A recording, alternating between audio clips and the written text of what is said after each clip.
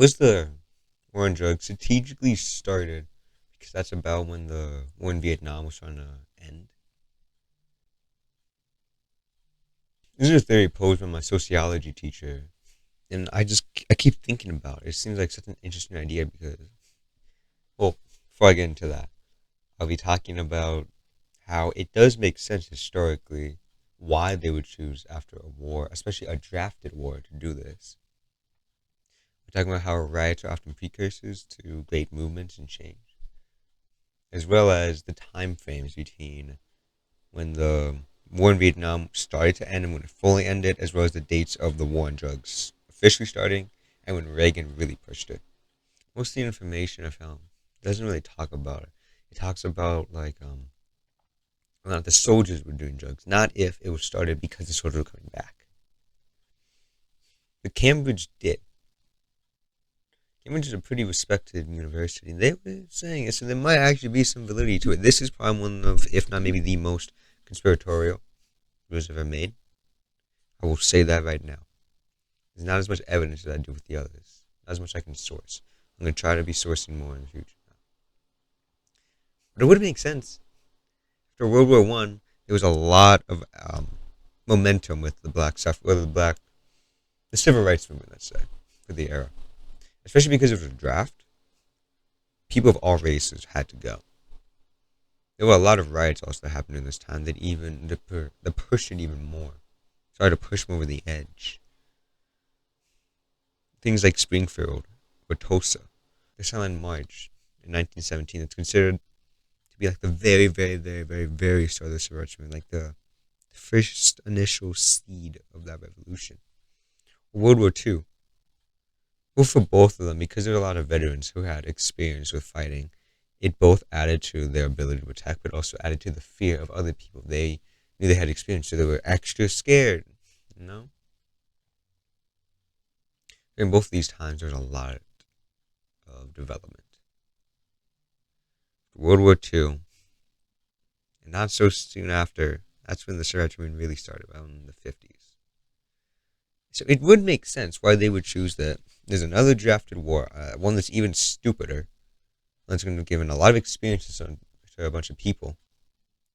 So what they have to do is they have to get ahead of it. They have to artificially make it so that they can't fight back, make it so that people won't support them. How you do that? You criminalize them.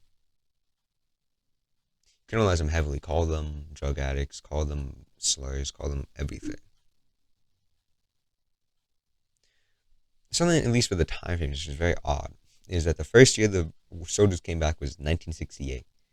The year Nixon started the war, saying it's public enemy number one, is 1969.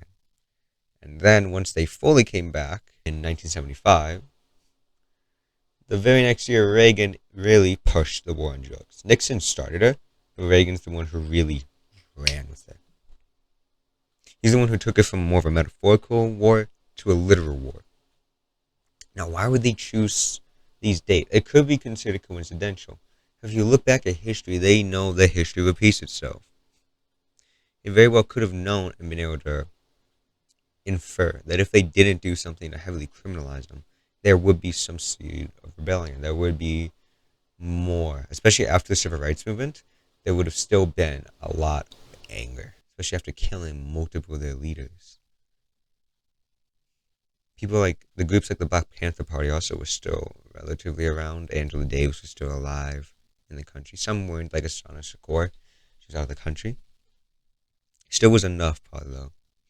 I will admit, though, it could be seen as more conspiratorial. There's not as much hard, fast evidence that you can really find. There is a little bit, like with Cambridge, a little Time magazine, but then we also need to look at history, look at the way that they know it repeats. He had Atwater at the head. Atwater was an incredibly smart man. He was evil. He was the boogeyman, as some people put it, but he was a genius. He would have known. He would have recognized this pattern. I wouldn't put him past. I would not put it past him to start a war in order to prevent revolution and to prevent headway with civil rights. So in conclusion, I think I've at least giving some ideas. I'm not trying to necessarily convince of your minds. I'm just trying to insert the seeds of idea, insert the and just these ideas, just to really challenge these things, to really think more critically about them. That's what my teacher did. I never thought about this until he brought it up, saying that. I mean, he has degrees. He would know what he's talking about. That it was started because of the Vietnam War. This is what I'm trying to do. Just trying to make you all question everything.